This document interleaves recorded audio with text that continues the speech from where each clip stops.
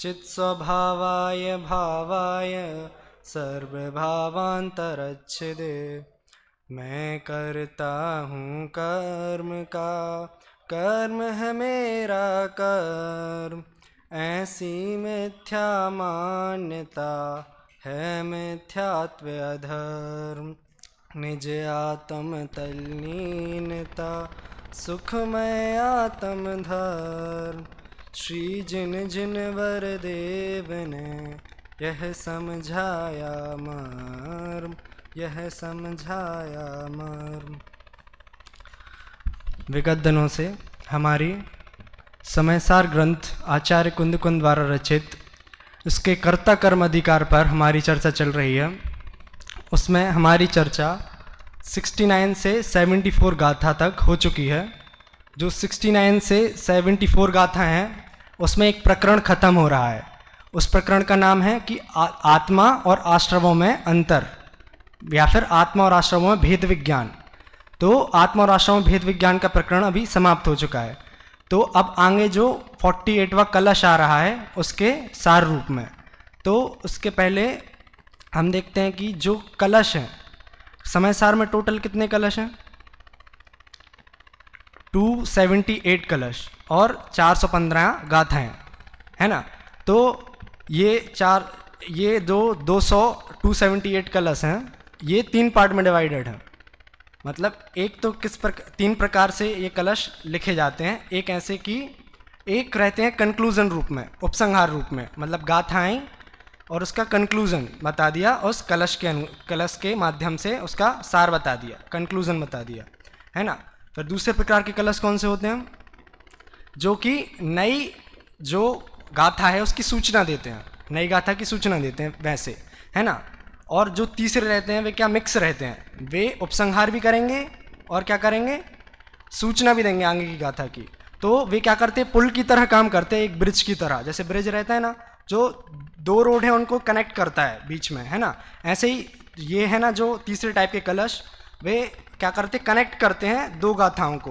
कैसे कि एक जो प्रकरण समाप्त हो रहा है उस गाथा को, और जो आगे आने वाली है गाथा उस गाथा के रूप में।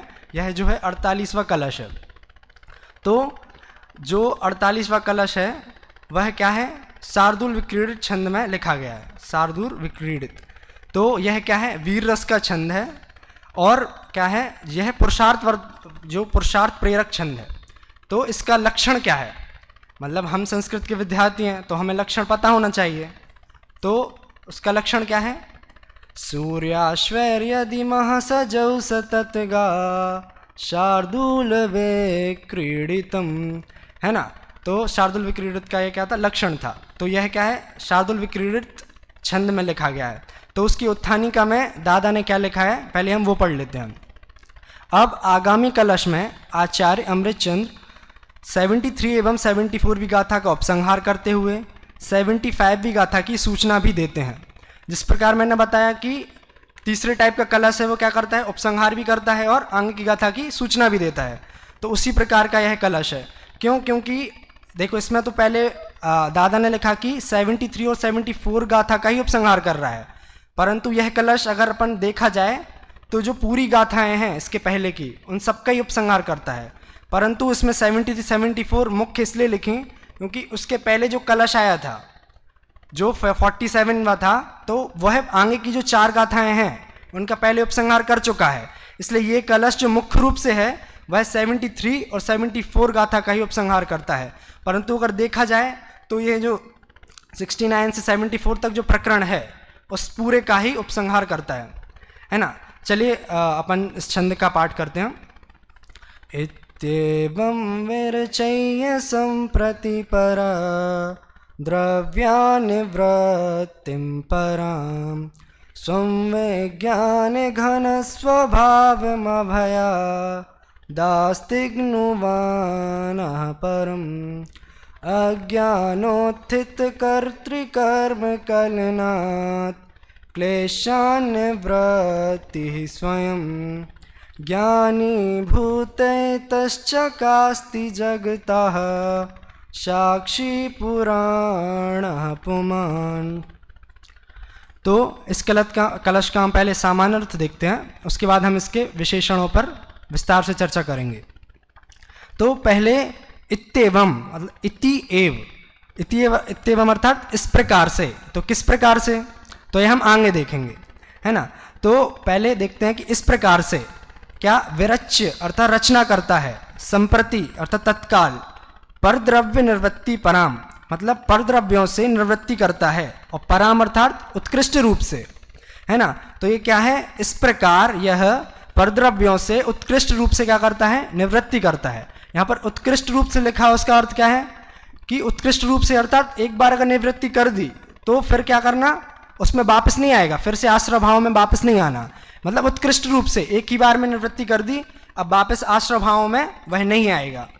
इस प्रकार उसका अर्थ अपन ले सकते हैं। उसके बाद स्वम विज्ञान घन स्वभाव अभयात आस्तिग्नुमान परम मतलब जो आत्मा है, जो विज्ञान घन स्वभावी आत्मा, वह क्या है, निर्भयता से, अभयात अर्थात निशंकतया से, निर्भयता से क्या करते, आस्तिग्नुमान मतलब निर्भयता से वह विज्ञान घन स्वभावी आत्मा है, वह क्या हो रहा है, आरूढ़ हो रहा है, स्थिर हो रहा है ना। तो आस्तिग्नुमान का अर्थ है आरूढ़ होना, स्थिर होना। फिर अज्ञानोत्थित कर्ति कर्म कलनात् क्लेशानिवृत्ति ही स्वयं अर्थात जो अज्ञान से उत्पन्न जो कर्ता कर्म की प्रवृत्ति है, जो कर्ता कर्म की प्रवृत्ति हमने जो स्टार्टिंग में 46वें कलश में देखी थी, वह क्या थी कि मैं एक चैतन्यात्मा क्या हूँ, करता हूँ, और क्रोधादि मेरे कर्म हैं। यह जो अज्ञान से चली आ रही जो कर्ता कर्म की जो मान्यता है, उसका क्या करता है, उसके क्लेश की निवृत्ति करता है। कौन, जो विज्ञान घन स्वभावी जो आत्मा है वह, है ना। आगे ज्ञानीभूत इतश्चकास्ति अर्थात ज्ञानीभूत अर्थात जो स्वयं ज्ञान स्वरूप है, और इतश्चकास्ति अर्थात जो प्रकाशमान हो रहा है ना। फिर जो ज्ञान स्वयं प्रकाशमान हो रहा है, जगत साक्षी पुराण पुमान, जगत साक्षी अर्थात जगत का साक्षी है, ज्ञात दृष्टा मात्र है, उसमें क्या है, राग द्वेष नहीं है। ज्ञात दृष्टा मतलब जान रहा है, उसमें वह विकल्प नहीं कर रहा है कि राग द्वेष के विकल्प नहीं कर रहा है ना, मात्र जान रहा है, ज्ञात दृष्टा रूप। इसको अपन विस्तार से आगे समझेंगे। फिर पुराण पुमान, तो अभी तो प्राण पुमान अर्थात आत्मा समझ लो, अपन इसकी चर्चा विस्तार से बाद में करेंगे। तो इसका अपन ने क्या है, सामान्य अर्थ देख लिया, है ना। अब अपन इसके विस्तार से अर्थ देखेंगे, विस्तार से उसके हर एक विशेषणों पर उसकी चर्चा करेंगे। तो चलिए, तो इत्येवम अर्थात इस प्रकार से। तो अब किस प्रकार से, तो इत्येवम इस शब्द से अपन जो सारी जो पुरानी गाथाएं हैं, जो 69 से अपन की 74 तक जितनी भी गाथाएं वो सारी ले सकते हैं, परंतु मुख्य रूप से इधर अपन को 73 और 74 ही लेना है। क्यों, इसका कारण पहले बताया है कि इसके पहले जो 47वां कलश है, उसमें क्या बता चुके हैं, चारों गाथा जो पहली है 69, 70, 71, 72 का उपसंहार पहले कर चुके हैं। इसलिए जो इस गाथा में जो मुख्य रूप से किसका कर रहे हैं, 73 और 74 भी गाथा का ही उपसंहार कर रहे हैं, है ना। तो इत्येवम इस प्रकार से अगर पूरे प्रकरण है जो आत्मा और भेद विज्ञान, आत्मा और आश्रमों में भेद विज्ञान का जो प्रकरण है 69 से 74 तक, अगर अपन वो पूरा लें तो इत्येवम इस प्रकार से पूरा लेंगे तो क्या लेंगे, स्टार्टिंग से 69 भी गाथा क्या थी कि आज जब तक जो जीव आत्मा और आश्रमों में भेद विज्ञान नहीं करेगा, तब तक क्या होगा, कर्म का संचय होगा, और कर्म का संचय होगा तो क्या होगा, कर्म बंद होगा, और कर्म बंद होगा तो संसार हमारा चलता रहेगा, है ना। इस प्रकार से जानेगा वो, फिर जानकर क्या करेगा कि एक ही मात्र कौन सा उपाय है कि आत्मा और आश्रमों से निवृत्त होंगे तो ही हम क्या होंगे, ज्ञानी होंगे। और आत्मा और आश्रमों में भेद जानना है तो वो कैसे जानना है कि स्वसंवेदन ज्ञान के बल से जानना है ना। अमृत चंद्राचार्य ने क्या शब्द लगाया कि शांति जी भाई साहब बोलते कि भाववासना पूर्वक अंतर जानना है, मात्र ऐसे ही अंतर नहीं जान लेना है। तो स्वसंवेदन ज्ञान के बल से हमें आत्मा और आश्रमों में अंतर जानना है। तो आत्मा और आश्रमों में अंतर जानते हैं तो क्या होते हैं, ज्ञानी होते हैं, है ना। तो उसी की चर्चा इस प्रकार से ज्ञानी होते हैं। तो बोला तो कि आपने कि आत्मा और आश्रमों में अंतर जान लो। अब अंतर होता क्या है, अंतर कैसे होता है, कैसे छूटेंगे, तो उसकी विधि क्या है, वो 73 और 74 में बताई कि जो आत्मा है, आत्मा कैसा है, शुद्ध, एक, निर्मम, ज्ञान दर्शन पूर्ण है ना। तो आत्मा कैसा है, वह क्या है, शुचि, शुद्ध है ना, शुचितामय है। परंतु आश्रम भाव कैसे हैं, असुचितामय है, दुख रूप है, दुख के कारण है, अध्रुव है, अनित्य है, अशरण है ना। तो आश्रभाव क्या है? अशरण, अनित्य, दुख के कारण दुख रूप है, और आत्मा शुद्ध एक है। इस प्रकार से हमें क्या जानना है? अंतर जानना है। अंतर जान के क्या होना है? आत्मा में लीन होना है ना। तो चलिए आगे बढ़ते हैं कि इस प्रकार से मतलब अपन को जो सारी गाथाएं हैं वो लेनी है, किस प्रकार से जो पूरी विधि बताई गई है, पर मुख्य रूप से जो 73 एवं 74 गाथाओं में जो निवृत्ति का उपाय बताया गया है वो अपन को मुख्य रूप से लेना है। चलिए, तो इस प्रकार से अपन को क्या होना है? परद्रव्यों से विरक्त होना है। तो परद्रव्यान निवृत्ति ही परा, मतलब परद्रव्यों से उत्कृष्ट रूप से निवृत्त होना है। तो इसका अर्थ क्या है? तो परद्रव्य निवृत्ति से भी हमें कौन कौन सी गाथाएं लेनी है? मुख्य रूप से 73 और 74। कैसे? क्योंकि आश्रवों से जो परद्रव्य से निवृत्ति की जो बात आई है वह कौन सी गाथा में आई है? 73 और 74। कैसे कि 73 की अगर अपन उत्थानी का देखते हैं तो केन विधिना आश्रवेभ्यो निवृत्ति इति चेत, मतलब किस विधि से आश्रमों की निवृत्ति होती है। तो इस बात को अपन ने 73 गाथा में बताया है। तो इसमें भी क्या है? निवृत्ति की चर्चा आई है। फिर 74 गाथा में भी क्या है? उत्थानी का देखते हैं कि कथम ज्ञानाश्रव निवृत्त्योः समकालीनत्वम इति चेत। तो मतलब आत्मज्ञान और आश्रम निवृत्ति का काल कौन सा है? क्या वो एक ही काल में होते हैं समाप्त, की आश्रम निवृत्ति हुई और तुरंत आत्मज्ञान प्रकट हुआ? इस प्रकार का प्रश्न जो 74 भी गाथा में उठाया था, तो उसमें भी क्या है? जो आश्रव और आत्मा भेद ज्ञान करके उस आश्रमों की निवृत्ति की ही बात है ना। तो इस प्रकार से इन दोनों गाथाओं में क्या है? मुख्य रूप से आश्रमों की परद्रव्यों की निवृत्ति की ही बात है। इसलिए जो परद्रव्यान निवृत्ति ही परा, इस शब्द से भी अपन को कौन सी गाथा लेनी है? 73 और 74, है ना। आगे चलिए, तो आगे चलते हैं तो अपन देखते हैं कि विज्ञान घन स्वभाव की जो चर्चा है वो किस गाथा में आई है? 74। आत्मा के जो 73 आत्मा के जो अनेक विशेषण बताए गए हैं कि मैं एक हूँ, शुद्ध हूँ, निर्मम हूँ और ज्ञान दर्शन पूर्ण हूँ। तो इसमें विज्ञान घन भाव की भी चर्चा आई थी। क्या आई थी विज्ञान घन भाव की चर्चा?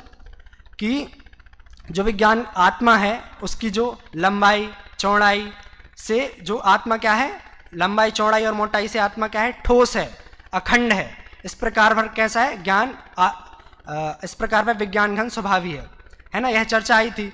तो इस प्रकार का रोला शतक में भी छंद आता है, अनंत गुणों एवं असंख्य परदेशों की यह, और अनंत अनंत त्रिकाली पर्यायों की, पूरी अखंडता ही है रे एकत्व हमारा, परद्रव्यों से अरे भिन्नता ही विभक्तता। अर्थात क्या? इसमें क्या बताया विज्ञान घन स्वभाव में कि जो आत्मा की मोटाई है वह कैसी है? अनंत गुणात्मक है। और आत्मा की चौड़ाई कैसी है? जो अनंत प्रदेशात्मक है। और जो आत्मा की लंबाई है वह कैसी है? अनादि अनंतात्मक है ना। तो इस प्रकार से क्या है? जो विज्ञान घन स्वभाव सिद्ध किया गया है वही विज्ञान घन स्वभाव कौन सी गाथा में सिद्ध किया है? 73। इसलिए अपन इस विज्ञान घन स्वभाव से कौन सी गाथा का ग्रहण करेंगे? 73 वाली, है ना। तो अपन ये क्यों देख रहे हैं कि किस गाथा का ग्रहण करेंगे? क्योंकि यह उपसंहार रूप में गाथा है। सारे जो गाथाओं के उपसंहार रूप में यह कलश दिया गया है। इसलिए हम इसमें विस्तार रूप से देख रहे हैं कि कौन सी गाथा किस शब्द से गठित हो रही है ना। तो इत्तेवम से अपन सभी गाथाएं ले सकते हैं। उसके बाद जो पर द्रव्य निवृत्ति है इससे अपन 73 और 74 दोनों लेंगे, और विज्ञान घन स्वभाव से अपन 73 गाथा ही लेंगे, है ना। उसके बाद आगे बढ़ते हैं तो अज्ञानोत्थित कर्तृ कर्म कलनात्। तो यह तो अपन ने सामान्य अर्थ में डिस्कस कर लिया था कि जो अज्ञानोत्थित मतलब अज्ञान से उत्पन्न जो कर्ता कर्म की प्रवृत्ति है वह क्या है? कि मैं चैतन्यात्मा करता हूँ और क्रोधादि मेरे कर्म हैं। यह कौन से कलश में आई थी? जो कर्ता कर्म अधिकार का जो सबसे पहला कलश था, 46वां कलश, है ना। उसमें फिर बताया था कि ज्ञान ज्योति है वह स्फुरायमान होती है, और जो अज्ञान से जो कर्ता कर्म की मान्यता है उसका शमन करती है। तो यह इसमें आचार्य अमृतचंदाचार्य ने जो अपनी गाथाओं का उपसंहार तो लिया ही, कलशों का भी उपसंहार ले लिया। क्यों? क्योंकि इस लाइन में पूरी 46वां कलश आ जाता है कि अज्ञान से उत्पन्न जो कर्ता कर्म की प्रवृत्ति है कि मैं चैतन्यात्मा करता हूँ और क्रोधादि मेरे कर्म हैं और उनसे निवृत्ति करनी है। तो इसमें पूरी लाइन में पूरा 46वां कलश भी आ गया। तो गाथा तो आएंगे ही सारी, और पुराना जो सबसे पहला कलश था वह भी इसमें क्या हो गया? घटित हो गया। उसके बाद ज्ञानीभूत इतश्च कास्ति जगतः साक्षी पुराणः पुमान्। तो इसमें क्या बताया, ज्ञानीभूत इतश्च कास्ति। अब यह तीसरे टाइप का कलश है, तो तीसरे टाइप के कलश में क्या बताया, उपसंहार तो बताया ही जो पुरानी गाथा है, उसके बाद अगली जो आने वाली गाथा है उसकी क्या है, उसके भी बीज बोए गए हैं, उसकी भी सूचना दी गई है। तो उसकी सूचना के लिए जो लास्ट लाइन है उसमें जो आगे की 69 से 74 तक गाथा की अपन की बात हो गई, उसके बाद आगे जो 75वीं गाथा है उसके भी बीज इसमें बोए गए हैं, वो किस प्रकार से है वो अपन देखते हैं कि जो ज्ञानीभूत इतश्च कास्ति, तो इससे जो ज्ञानी है, आगे क्या बताया गया है 75वीं गाथा में कि ज्ञानी की पहचान बताई गई है। तो ज्ञानी की पहचान कैसी है कि जो ज्ञानी होता है वह जो आत्मा है वह कर्म का और नौ कर्म के परिणामों का क्या है, सिर्फ करता ना होकर मात्र जानता है।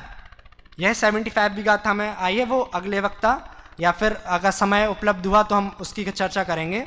तो आगे की भी गाथाओं की इसमें क्या आ गई है, सूचना आ गई है। इसलिए यह गाथा है, यह जो कलश है वह क्या है, उपसंहार रूप में भी है और आगे की गाथा की सूचनात्मक रूप में भी है।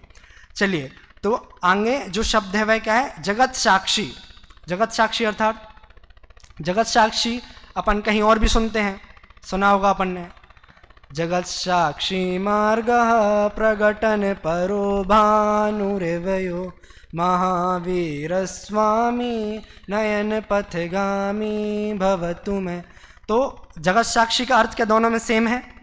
जगत साक्षी का अर्थ दोनों में सेम नहीं है। क्यों सेम नहीं है? क्योंकि यहाँ पर जो जगत साक्षी का अर्थ लिया गया है वह क्या है कि जो कर्तृत्व के अहंकार से रहित, जो मात्र ज्ञाता दृष्टा है, वह लिया गया है। जगत साक्षी का अर्थ यहाँ पर संभाव के रूप में लिया गया है, राग द्वेष से रहित, कर्तृत्व के अहंकार से रहित लिया गया है। परंतु जो महावीराष्टक में लिया गया है जगत साक्षी, वह क्या लिया गया है, सर्वज्ञता के रूप में लिया गया है कि जगत के साक्षी मतलब संसार के पूरे हर पदार्थ को क्या जानते हैं, प्रत्यक्ष जानते हैं। और फिर जो सूर्य के रूप में प्रकाशमान कर रहे हैं, मोक्ष मार्ग को सूर्य के समान प्रकाशमान कर रहे हैं, ऐसे महावीर स्वामी नयन पथगामी हूँ। तो उसमें जो बोला है वहाँ पर सर्वज्ञता ले ली गई है। परंतु यहाँ जो चर्चा चल रही है वह 4th 5th से मतलब 4थे 5वीं 6वीं गुणस्थानवर्ती जो जीव हैं उनके ऊपर चल रही है।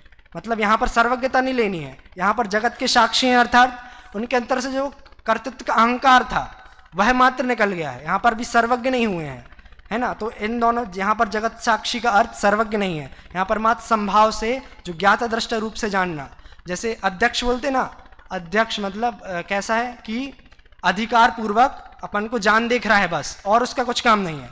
ऐसे ही जो जगत साक्षी यहाँ लिया है कि मात्र वो क्या कर रहा है, जान देख रहा है और उसका कोई काम नहीं है ना, उसका राग द्वेष का कोई काम नहीं है इधर, है ना, कर्तृत्व के अहंकार का कोई भी काम नहीं है।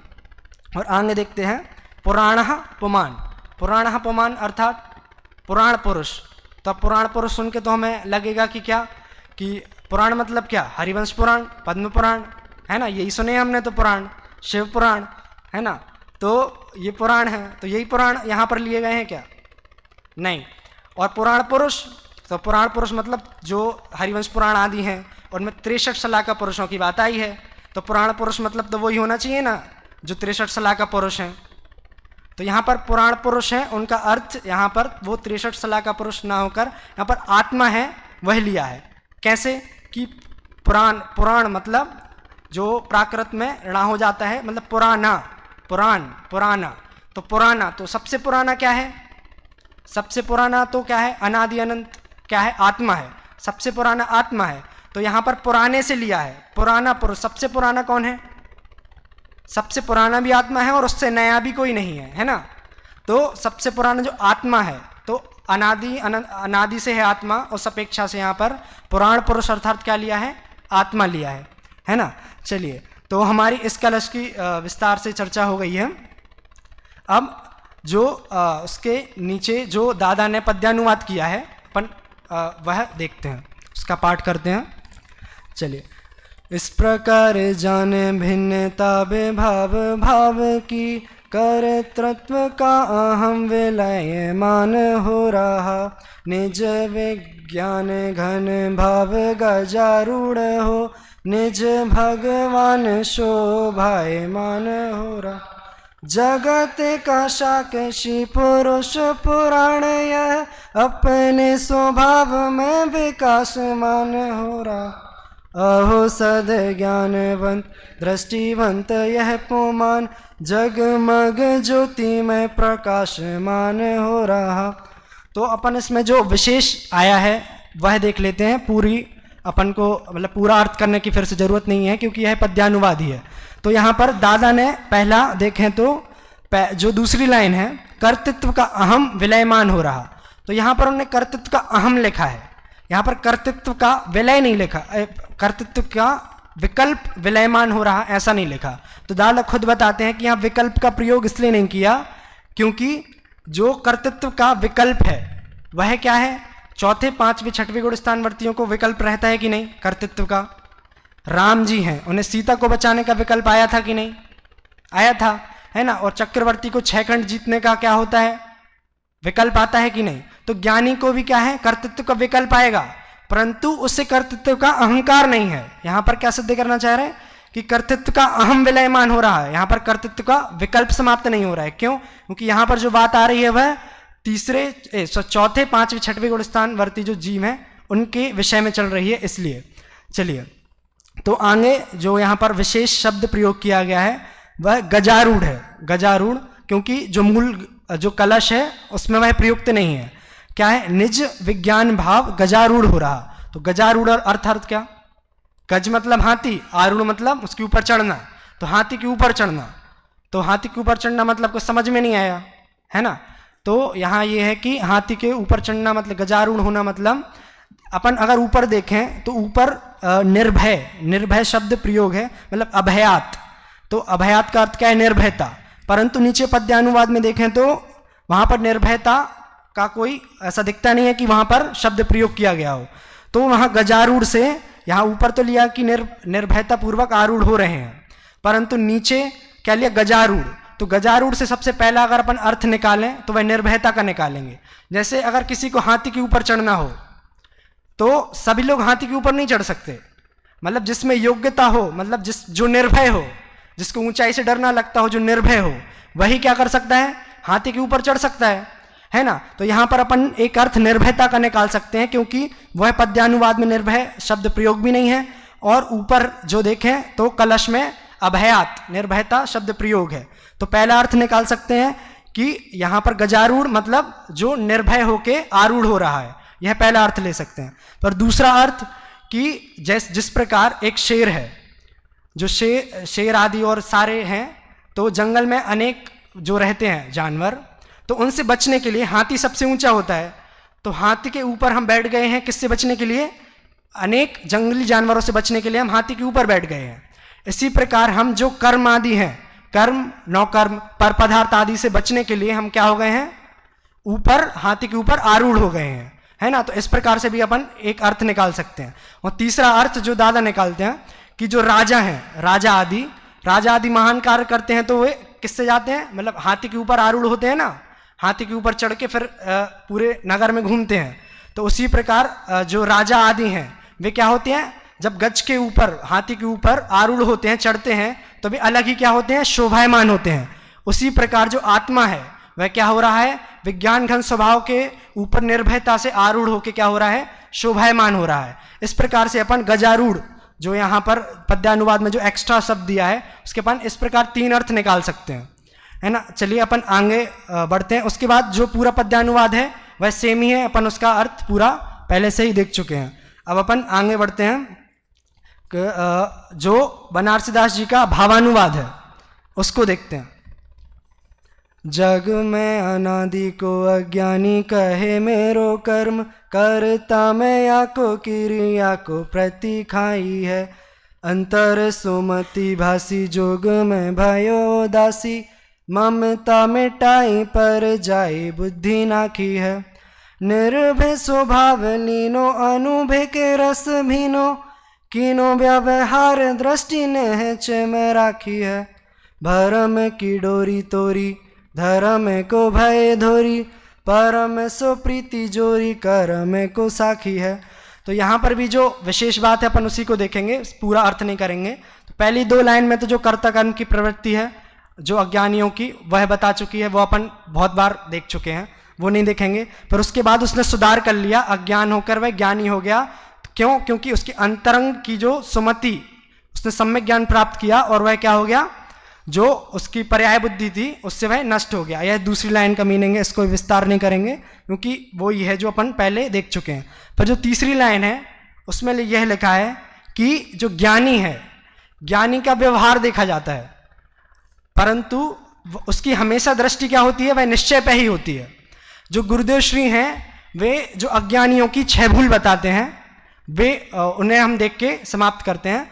तो 6 भूल में पहली भूल क्या है कि जो पहली भूल है, मतलब मैं उस लिंक हो रही है उससे, कि जो पहली भूल देखते हैं पहले, कि जो लोकालोक है, लोकालोक है इसलिए हम लोकालोक को जानते हैं, अर्थात ज्ञेय हैं इसलिए हमें ज्ञान होता है। परंतु ऐसा है नहीं। क्यों? क्योंकि हमें ज्ञेयों से ज्ञान नहीं होता है, मात्र ज्ञान से ही हमें ज्ञान होता है ना। चलिए, तो दूसरी भूल क्या है कि निमित्त ना हो तो उपादान में कार्य कैसे हो जाता है। ये जो अज्ञानी है उनकी भूल चल रही है। क्यों? यह क्यों प्रकरण आया? क्योंकि आगे है वैज्ञानियों की पहचान, 75 विगाथा है, उससे क्या आने वाला है प्रकरण कि जो ज्ञानी है ना, ज्ञानियों की पहचान बताई गई है। तो यहाँ पर जो अज्ञानियों में क्या क्या भूल नहीं होनी चाहिए वो बता रहे हैं, जो गुरुदेव श्री अपने प्रवचन में बताते हैं। तो पहली तो क्या कि लोकालोक है इसलिए लोकालोक का ज्ञान होता है, तो ऐसा नहीं है। क्यों? क्योंकि ज्ञेयों से ज्ञान नहीं होता है, जो ज्ञान है उससे ही हमें ज्ञान होता है। फिर दूसरी भूल क्या बताते हैं गुरुदेव श्री कि निमित्त ना हो तो उपादान में कार्य कैसे हो जाता है ना। दूसरी भूल इस प्रकार बताते हैं। फिर तीसरी कि व्यवहार नहीं हो तो निश्चय प्रकट कैसे हो सकता है। जैसे यहाँ बनारसीदास जी भावानुवाद में लिखते हैं ना कि ज्ञानी का व्यवहार हमेशा दिखता है, परंतु उसकी दृष्टि कहाँ रहती है, हमेशा निश्चय पे ही उसकी दृष्टि रहती है, क्योंकि वह ज्ञानी है। परंतु अज्ञानी की भूल क्या है कि वह उल्टा मानता है, ऐसा मानता है कि अगर व्यवहार नहीं होगा तो निश्चय कैसे प्रकट हो जाएगा, है ना। तो उसकी यह उल्टी मान्यता होती है अज्ञानी की, है ना। तो यह तीसरी भूल थी। और चौथी कि अभी वर्तमान पर्याय है वह तो अशुद्ध है, तो आप जो अपन दृष्टि के विषय से शुद्ध बोलते हैं वह कैसे बोल रहे हो, है ना, कि अभी वर्तमान पर्याय तो अशुद्ध है, तो आप द्रव्य शुद्ध है ऐसा कैसे कह सकते हो, है ना। फिर आती है बात कि वर्तमान में हम संसारी हैं तो आप भगवान कैसे कह सकते हो, है ना। अपन बोलते ना कि अपन सिद्ध हैं, तो वह जिस अपेक्षा से बोलते वह अपेक्षा को नहीं समझता है अज्ञानी, है ना। तो इस प्रकार गुरुदेव श्री 6 भूल गिनाते हैं। तो 6वीं भूल यह है कि क्रमबद्ध पर्याय में क्या है, पुरुषार्थ का लोप रहता है। अज्ञानी कैसा मानता है, क्रमबद्ध पर्याय में क्या है, पुरुषार्थ का लोप होता है, परंतु असली पुरुषार्थ किसमें है, क्रमबद्ध पर्याय की स्वीकृति करना ही क्या है, असली पुरुषार्थ है। कर्तृत्व का जो अहंकार नष्ट हो जाना ही क्या है, वही असली पुरुषार्थ है। तो इस प्रकार गुरुदेव श्री अपने प्रवचन में जो 6 भूल अज्ञानियों की बताते हैं, तो इनको नष्ट करता है जो जीव, वही क्या होता है, ज्ञानी होता है। तो अब जो 75 विगाथा है उससे क्या शुरू होने वाला है कि ज्ञानी कौन है, ज्ञानी की पहचान क्या है। तो ज्ञानी की पहचान क्या थी, जो हमने पहले जो बीज इसके बोए गए हैं इस वाले कलश में, कि ज्ञानी है वह क्या करता है कि जो कर्म के परिणामों को और नौ कर्म के परिणामों को क्या करता है, मात्र जानता है, उसको करता नहीं है। इस प्रकार हम जो होता है वह ज्ञानी होता है। इस प्रकार आगे की चर्चा अगले वक्ता करेंगे। इसी प्रकार हम भी अज्ञान को दूर करके ज्ञानी हो, इसी मंगल भावना से मैं अभी की वाणी को विराम देता हूँ।